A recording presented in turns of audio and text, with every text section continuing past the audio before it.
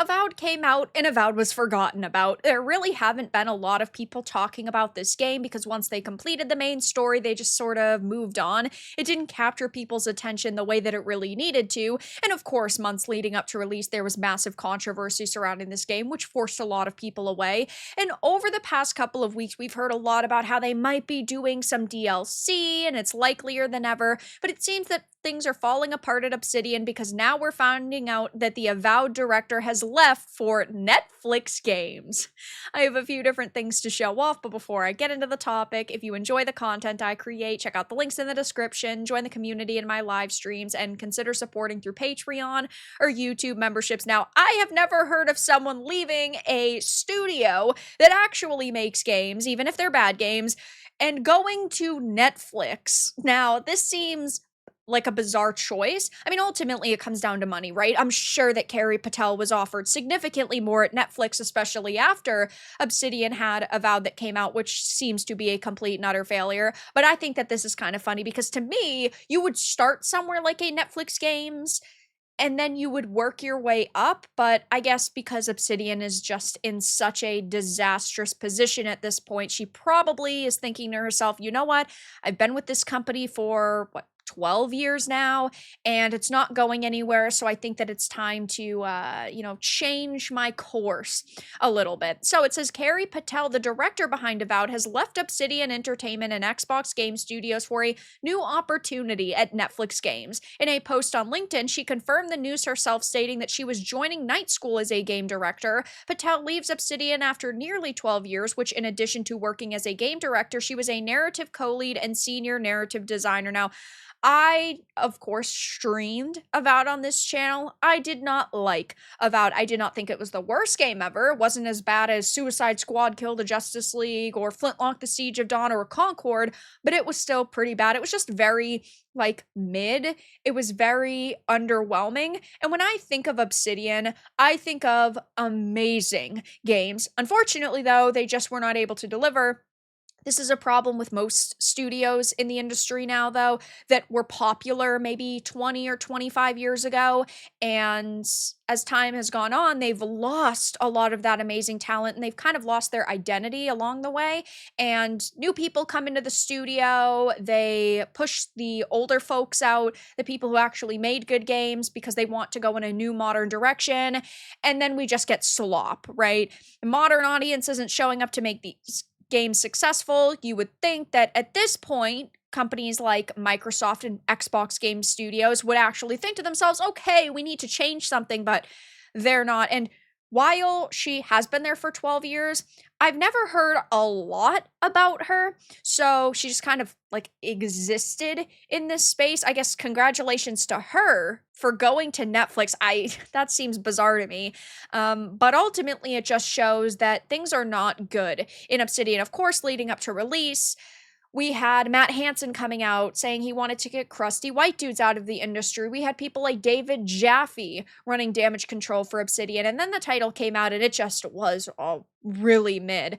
I completely understand that not every game can make billions and billions of dollars, but you would think for a studio as prestigious as Obsidian, they would have been able to find some success here. It says that Night School is the studio known for Oxenfree and Oxenfree 2. It's currently unknown what game Patel will be working on, as the studio hasn't made any public announcement about future game plans. Insider Gaming has reached out to Night School for comment on Patel's arrival and plans for the studio. Should a response be received, it will be added to the story.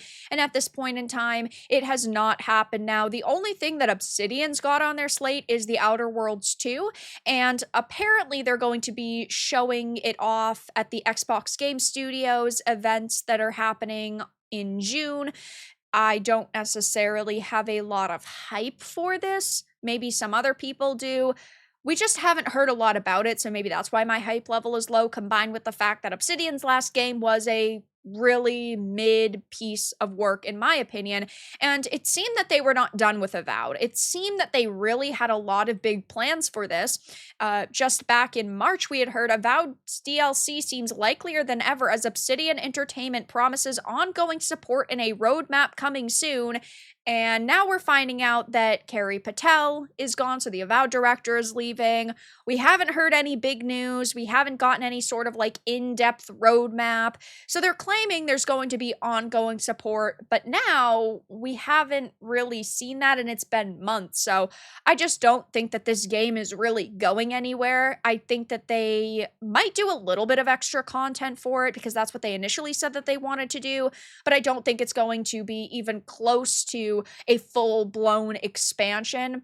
It could be similar to Veilguard, where they put out some like extra costumes, and that was really it. Who knows though? Maybe in the future they'll actually follow up on these plans, though it just seems unlikely now that Obsidian is seemingly falling apart. And of course, people are talking about this on X, and there are just a lot of gamers who are saying they genuinely don't care, which would have made me sad a decade ago. Like, oh my god, what do you mean you don't have any trust or faith in Obsidian? Like, they made so many good games in the past. I used to be a BioWare shill, an Obsidian shill, love so many of their games, like Knights of the Old Republic, absolutely love them.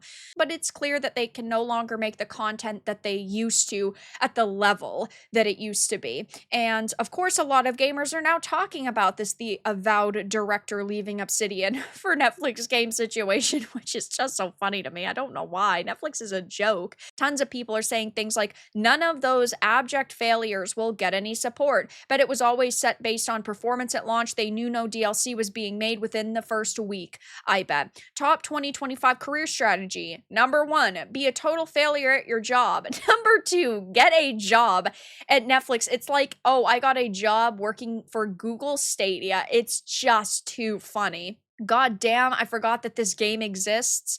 You misspelled avoided. There you go, fixed it. Slop of the year. Womp womp. Too bad. So sad. And taking a peek over on SteamDB, we can see that it didn't do particularly good. Now, I do think it is important to point out that, of course, it was on Game Pass day one, but developers still need individual copies to sell on platforms like Steam, like the Epic Games Store, like GOG, like the PlayStation storefront or the Xbox storefront, right? They still need individual copies to sell, and on Steam it did terribly. It was at 19,198 all-time peak, and in-game right now is 506, and this is an issue with every single player game.